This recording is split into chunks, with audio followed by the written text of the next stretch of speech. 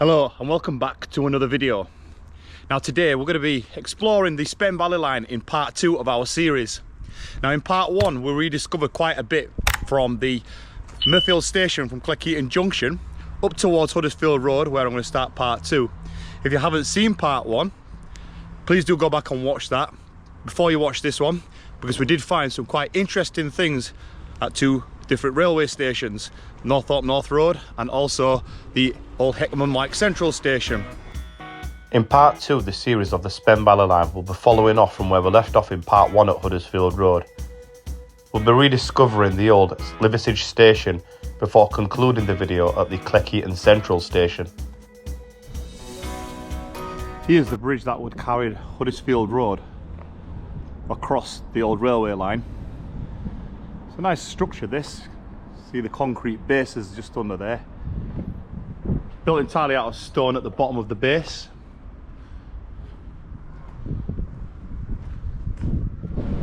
Got some quite interesting construction here. I'm not sure why it was built like this, but I wonder if it's because this wall here was part of a skew, as this road kind of curves a little bit. Now if you do remember, in part 1 I did mention that the Spen Valley Greenway was converted back in the late 1990s. So the Ravensthorpe branch that went from Thornhill Junction is actually being converted as part of this greenway all the way up towards Lower Moor. So anyway, let's see what we come across. As you can see here, we're in quite a substantial cutting. So you can see how wide the railway would have spread out towards Liversedge station. So you've got one side of the cutting over there and the other side of the cutting over there. Now this is nothing railway related. I think this has just been put in as part of the greenway. Looks like you've got a section of disused track bed. Track bed looks like it was here. This wider section here was then converted into the Spen Valley Greenway. So I believe track bed would have been here, because if you just take note, just see how the track bed, goes over this embankment. I think there's a little bridge just down there that carries a bit of a route underneath the line.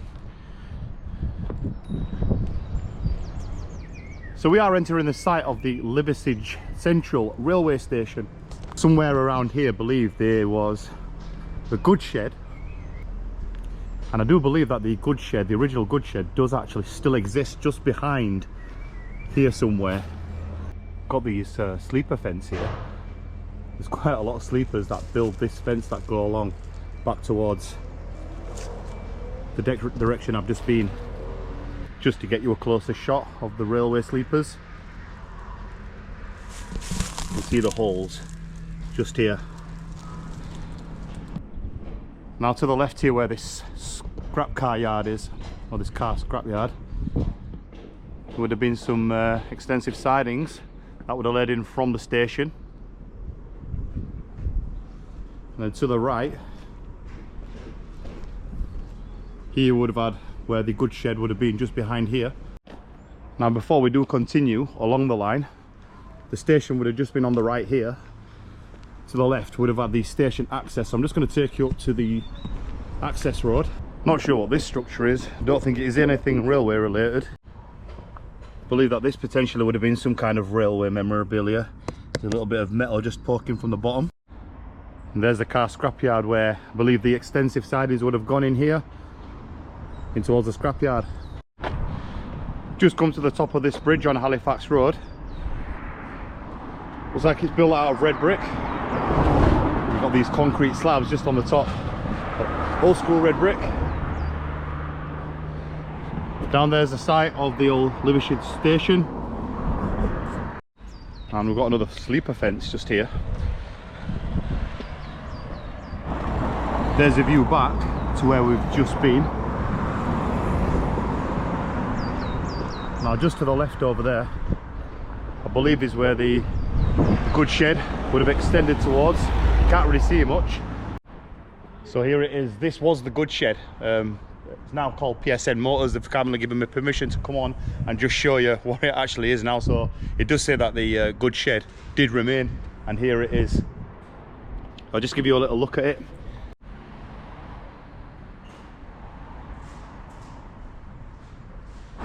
I believe station access was actually down just before the where the scrapyard was.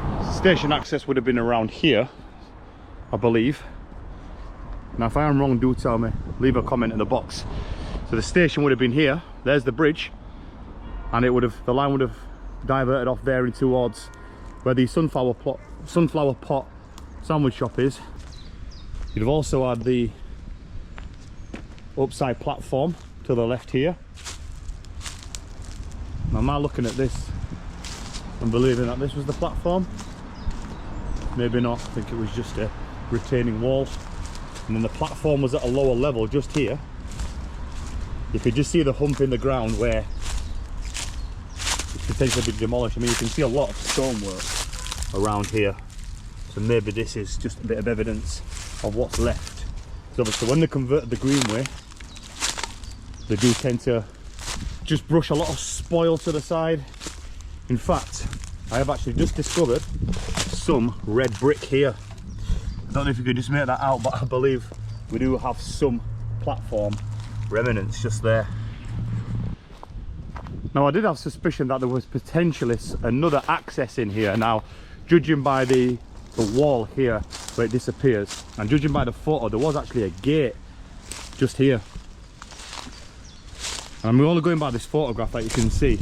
There would have been another station building or a platform waiting area just around here as well. I guess that there was some kind of access maybe up going this way to where the that sleeper fence was on top of that bridge. Now to the right you would have had another station building just on the right, just somewhere over here, and I doubt very much you're going to see any remains. Now the station opened just as Liversedge on the 18th of July 1848, and on the 2nd of June 1924 the name was changed to Liversedge Central Station. Now on the 12th of June 1961 the name was then changed back to just Liversedge, before closing on the 14th of June 1965. So like I said, the platform would have ended about here, and then just on the other platform just roughly around over there. So we're about to enter the 74-yard Nola Hill tunnel. I think it's 74 yards. I will confirm that on the screen before we do go. I've just noticed this broken fence post to the left, so there's not many remains at this section of any railway memorabilia, but we have just found this. You can't really see it, but you can see a bit of a keystone. I love the keystone work on that.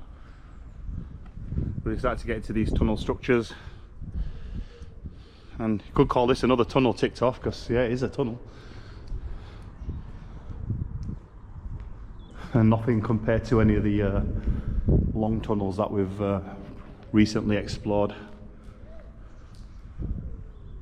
There's a bit of a change in the masonry here. You can see stone base, and it does actually look like it's been brick lined at the top, more to the centre.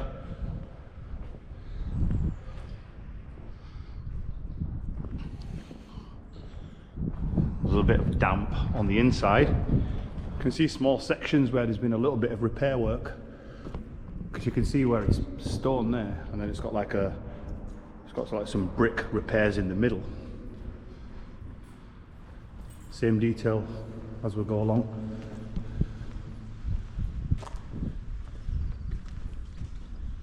See a little bit of damp on the corner.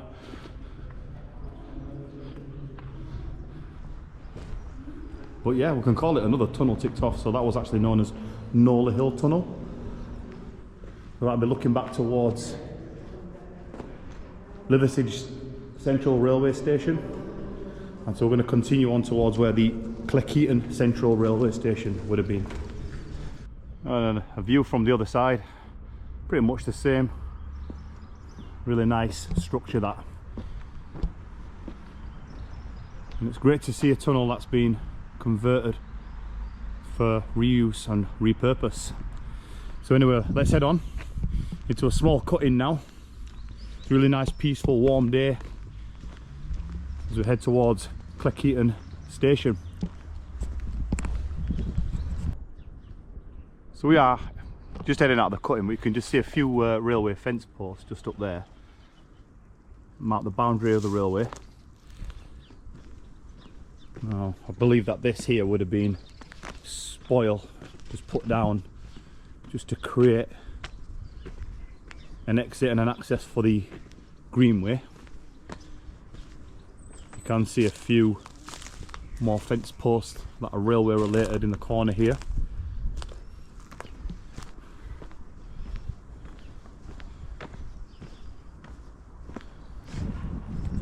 I wonder if that's some sort of signal gantry. It does remain, but do leave a comment.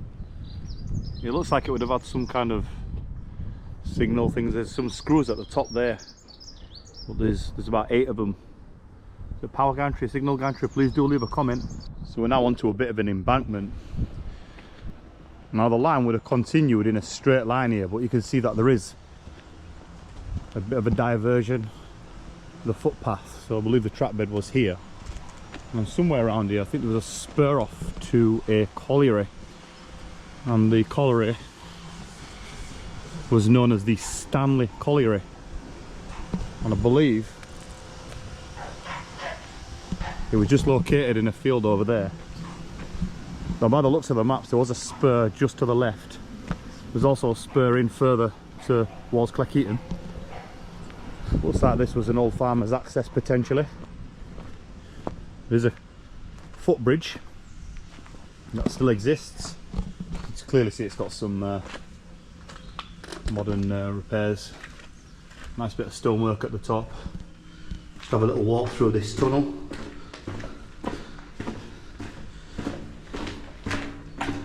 Take a look at the bridge from the other side.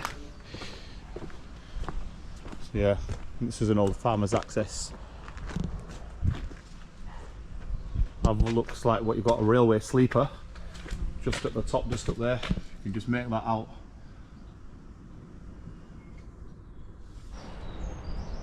Just over there I believe was the site or the spur off to the colliery. But our line, we continue this way on towards Cleckheaton. Looks like we're onto a bit of an embankment.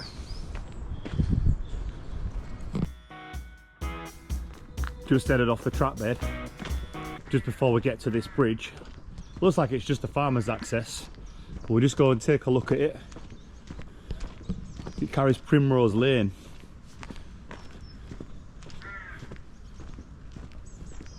There, here's the bridge. Yeah, just an old farmer's access. Nice stonework. A couple of drainage holes just at the top here. You can see one. I guess on a wet day these would be flooding out into this drain pipe here. Looks like the farmer's access would have gone into here somewhere. I'm not sure if it is still used as a farm. So on the other side of the bridge, you can see how it leads onto another embankment as we head on towards Cleck. Here's a nice view of the bridge from the top.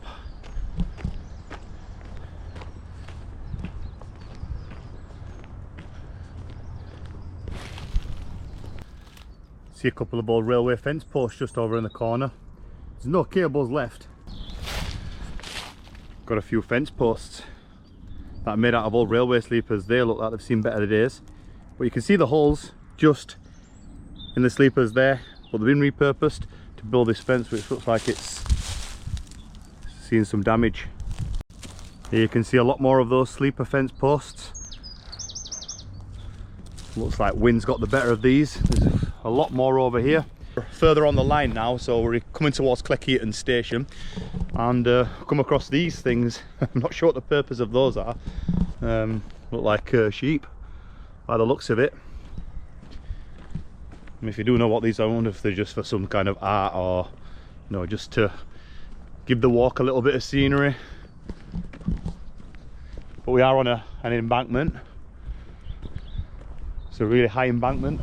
Now over in the distance over there, I don't know if you can just make it out. I will have to zoom in on another camera, but you can just see where the Leeds New Line crosses over a viaduct. I'm not sure what the name of the viaduct is.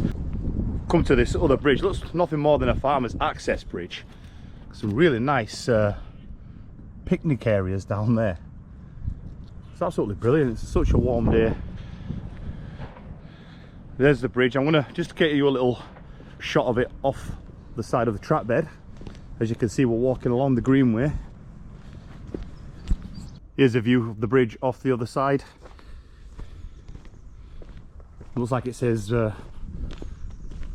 bridge number 15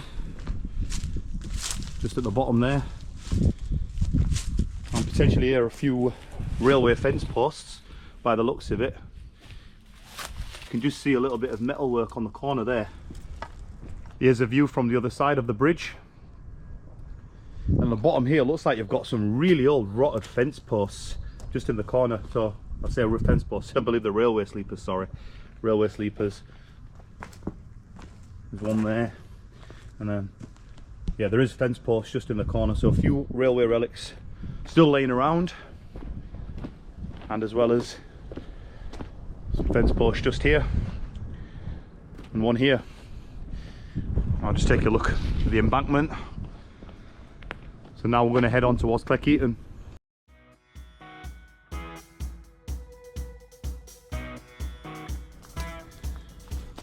Got some kind of lamp here, or is it a lamp? I'm not sure what this is. Anything railway related, please do let me know in the comments.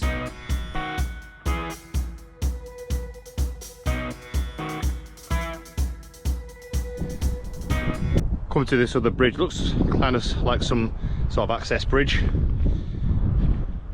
What we have spotted is a few railway sleeper fences just in the corner down there, repurposed for a fence. And we are getting close towards the site of the Cleckheaton Central Railway Station. Now as the track bed does head in towards Cleckheaton Central Station, you can clearly see here we're on a substantial embankment. You can see a Tesco trolley down there. Now the site of the Cleckheaton Central Station, I do believe, is now a Tesco.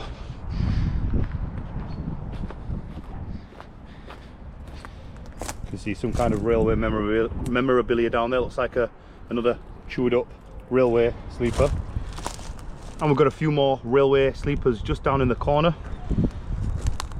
Not sure if that's part of an old signal post. There was a signal post around here, or potentially just an old lamp post that's been broken. So I'm now on this bridge that carries the line over Westgate, which we are now in Cleckheaton. And we are coming up towards the site of the Cleckheaton Central Railway Station,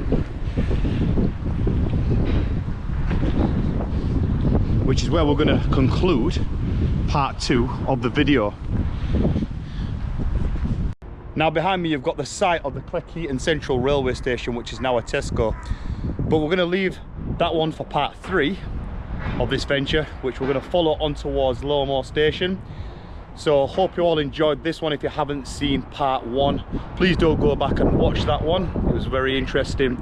Hope you like part 2, and if you do like disused railway videos and history, please do like the video, comment and subscribe to the channel for more railway videos if you like old historical railways. Take care, bye bye.